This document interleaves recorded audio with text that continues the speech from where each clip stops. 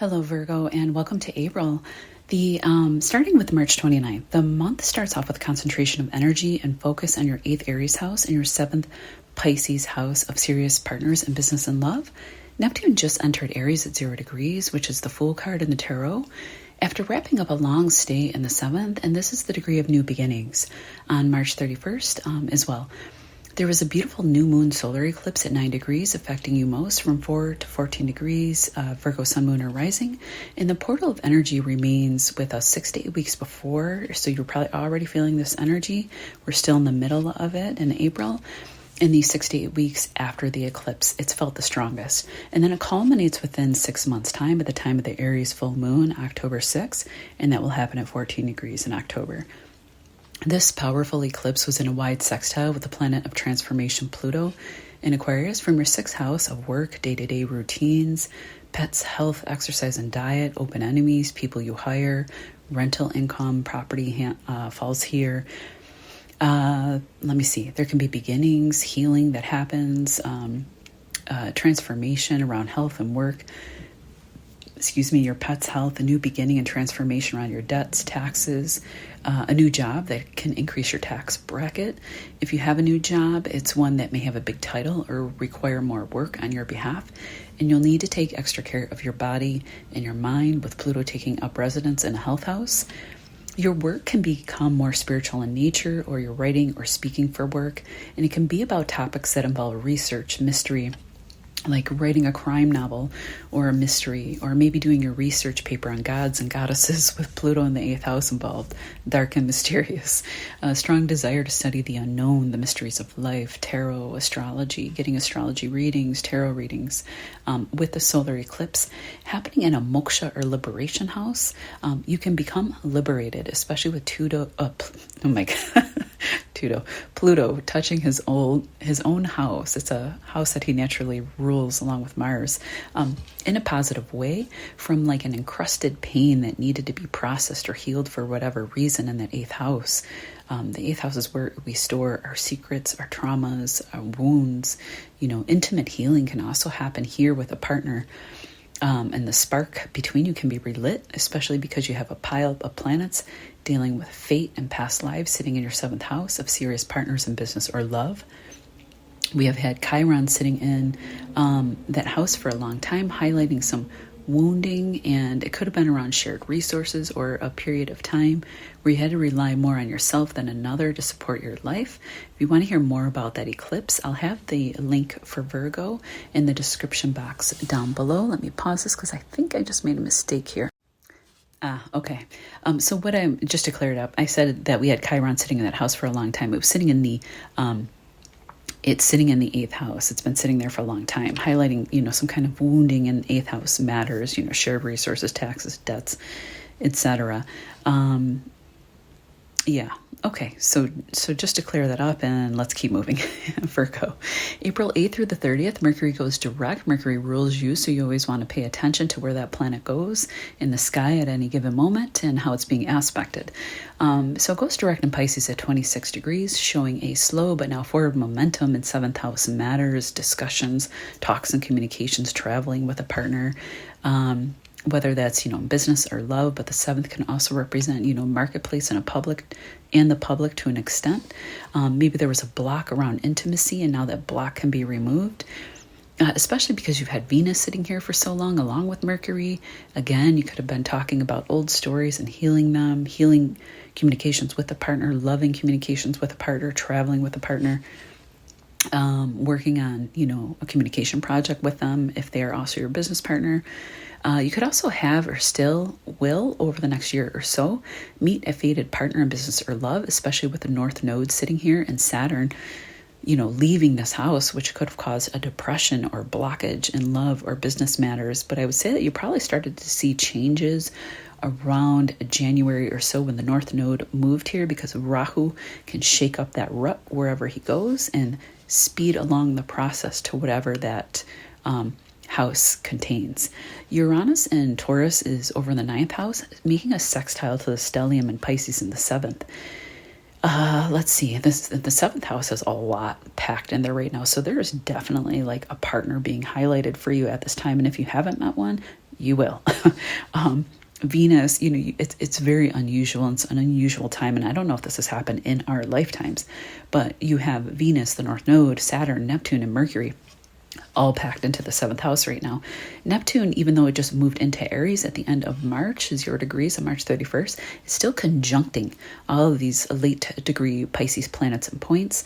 And you will feel this as a Virgo, Sun, Moon, or Rising most if you're a late degree Virgo, Sun, Moon, or Rising. So anywhere from, like, I would say 20, 22 degrees and up. You can meet someone from a foreign land or while traveling, maybe for work or a partnership or contract that you're signing. Mercury rules you and the 10th house, but it is sitting over in your partnership house of the 7th. It may start out in secret for some reason, maybe due to work or for some other reason. It could be you meeting a partner that will be very transformative in your life in some way. And again, this could be meeting somebody new, but it feels familiar. And that can be because they're coming in from a past life. If your partner, this could be you both healing from, a time in therapy, thus ultimately changing your insights or beliefs around the relationship and understanding each other better with our higher-minded 9th house highlighted. And could also be sudden travel opportunities for you and a partner, or these things are happening for your partner. All right, on April 12th, we have the full Libra moon at 23 degrees happening in your 2nd house of income and banking, your face, your mouth, your self-made wealth. The 2nd house is where we depend on ourselves to make money and less on a partner's resources. The partner's resources are over there in the 8th house.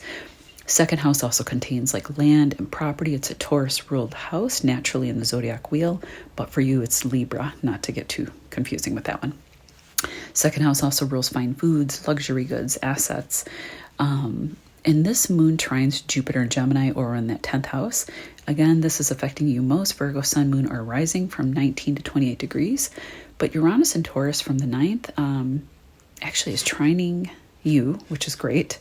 But will make it kind of like a funky aspect to this moon. We call it an inconjunct, which means that planets are 150 degrees apart. I don't even know if it's really bad or anything like that, but it's just like a unknown energy to each other. They don't really understand each other. These planets are in different elements and they don't really have anything in common. Is the best way to sum it up, and along with the stellium and Pisces too. Chiron from the 8th house will oppose this full moon exact in the 2nd. Okay, what can this be? We do also have Jupiter, though, making a nice aspect to the moon and to Chiron. So Jupiter is like the go-between. I'll explain that in just a minute.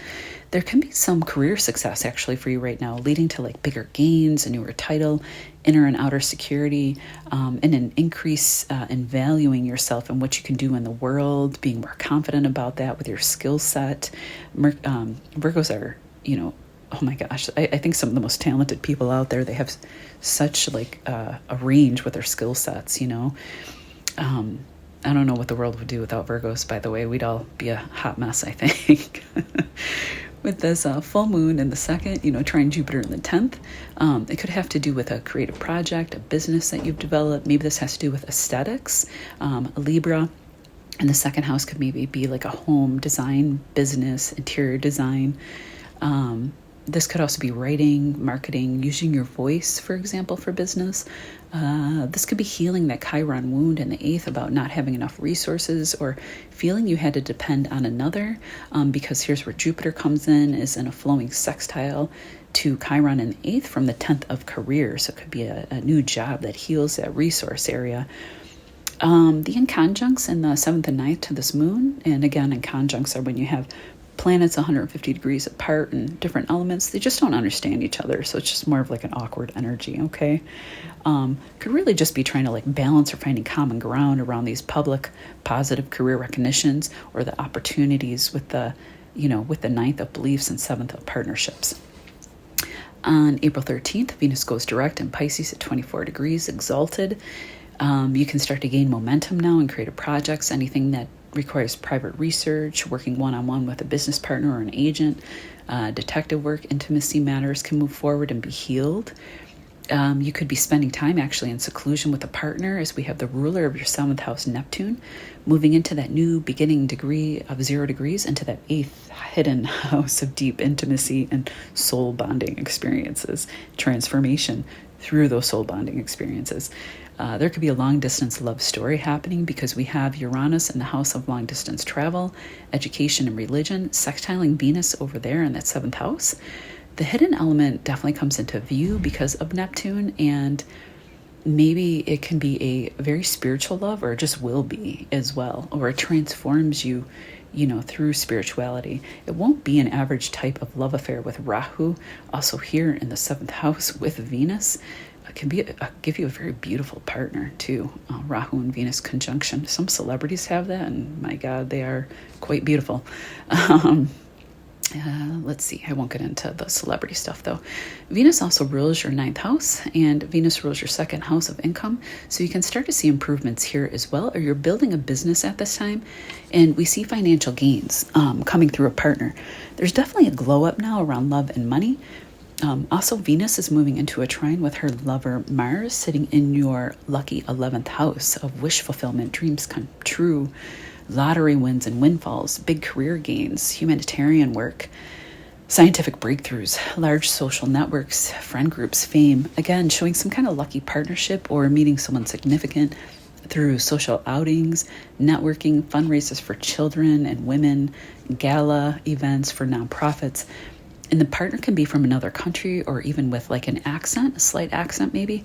If you're already attached, it could be you and another renewing your relationship by taking time away via traveling, or like a weekend Airbnb where you'll have time to relax away from prying eyes.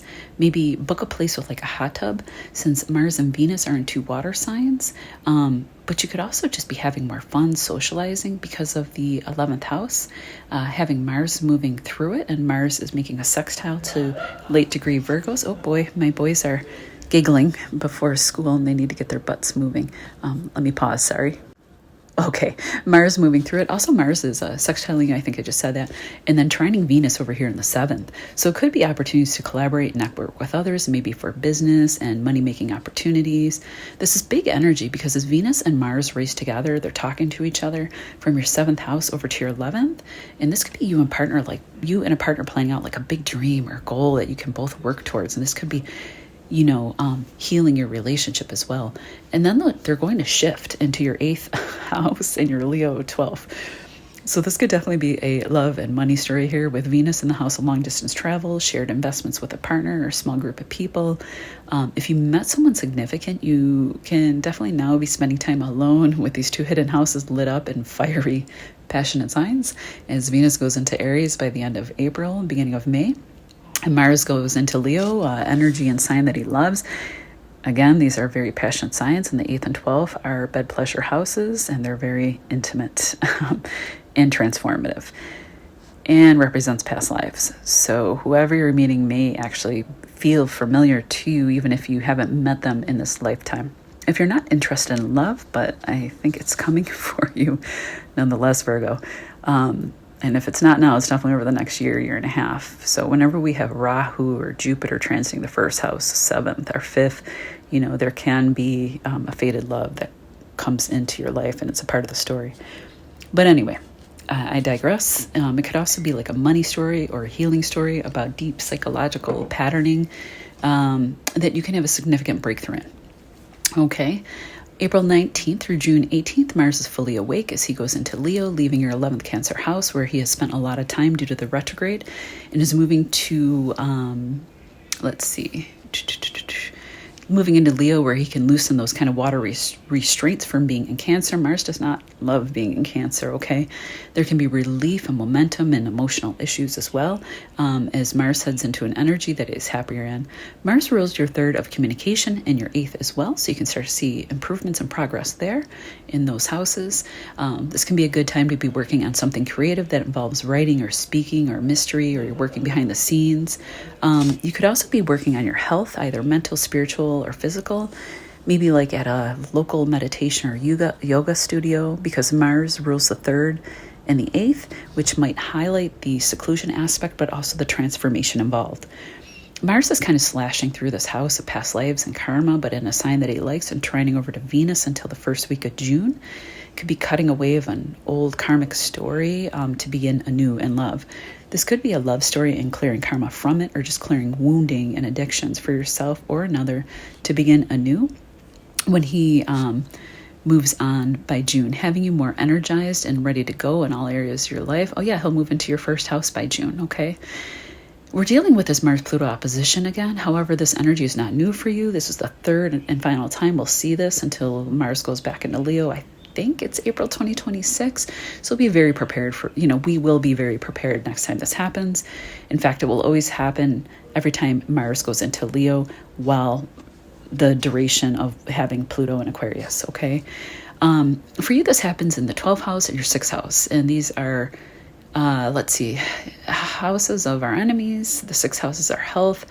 12 can represent it to an extent. The 6th house represents our work that we do day to day to support ourselves and our lives, our pets. Health practitioners fall here too, service. It's the house that you naturally rule. The power struggle can be, because it's always a power struggle when we're looking at Mars and Pluto, okay? These are like two powerhouse planets. Around your health, hidden health issues, needing to take better care of your mental and physical health from overwork. The enemies or undoing behaviors aren't always on the outside. They can come from within, and most oftentimes they do.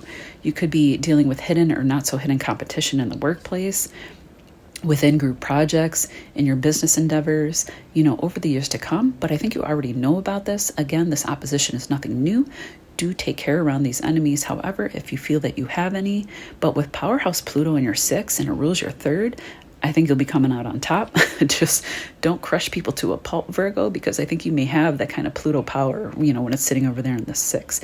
And also it's the power to regenerate yourself, to create anew in whatever 6th house matters that is, your health, your life, your work, your pets, etc. April 20th through May 20th, the sun, the sun moves into Taurus, your 10th house. I was just rereading my notes here. Highlighting career recognition, becoming more popular, more visible, gaining recognition or fame for something that you're accomplishing in the 10th house of career, or going viral online for a video, for example. Because with Uranus up here, Uranus can rule the internet and things that happen suddenly.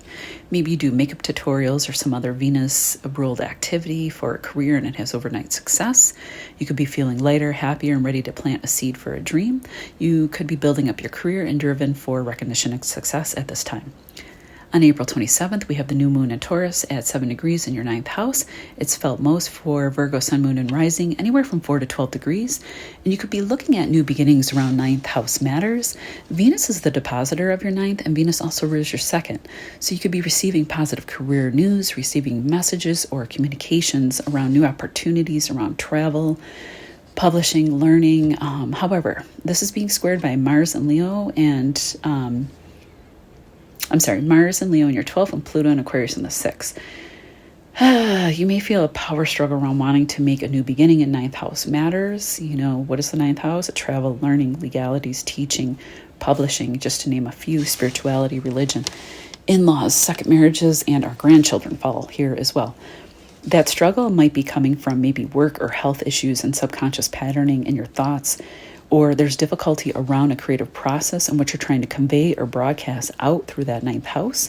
I would say look to Venus, who is the depositor of this house. She's sitting in your 8th and she's trining Mars in the 12th. A partner may be of help to you, or shared resources can show up, or a loan that you need to take out comes through just in time for a travel opportunity or a project that you're working on, or learning or skill building. Also, maybe a woman or someone who identifies with strong female energy helps you out somehow around this time if anything difficult comes up, or spending time in seclusion or therapy can also help around this moon if it ends up being tough for you. One other thing, though, is that this new moon does trine your sun, moon, or ascendant, and affects you most from 3 to 12 degrees Virgo. And so the moon itself is positive to you. So just look to the planet that I just mentioned as a way for help if any crunchy energy comes up. But just remember, crunchy energy doesn't last forever. Mars is moving quickly now in a sign that he likes. And again, this is energy you've already had experience with, so don't worry. keep calm. If there's any storm that pops up, the storm moves quick. Prospera et astra, Virgo, through hardships through the stars. We'll see you in May.